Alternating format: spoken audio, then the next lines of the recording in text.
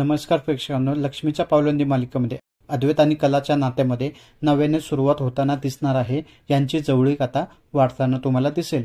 तर प्रेक्षकांनो, तुम्हाला माहीतच असेल की नैना लग्नाच्या दिवशीच राहुल सोबत पळून गेलेली असते आणि मग लग्नाला कला उभी राहते आणि कला अद्वैतशी लग्न करते. आणि नंतर कलेच्या घरी जेव्हा नैना सापडते तेव्हा तर त्याचा विश्वास पडतो की ही सगळे लोक फ्रॉड आहे, यांनी स्वतः सगळं जाणून बुजून केले.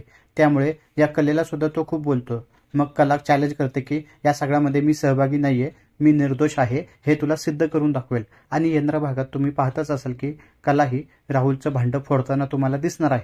या राहुलनेच नैनाला पळून नेलं होतं आणि राहुलमुळेच नैना प्रेग्नंट आहे हे सगळ्यांना सिद्ध करून दाखवते पुराव्यानिशी. आणि मग राहुल हा किती नालायक माणूस आहे हे सगळ्यांना कळतं.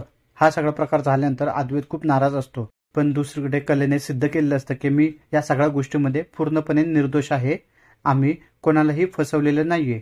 या राहुलनेच फूस लावून नैनाला नेलं होतं. आणि मग अद्वैतला सुद्धा सगळ्या गोष्टी पडतात की या सगळ्या गोष्टीमध्ये कला आणि तिच्या कुटुंबाची काही चूक नाहीये.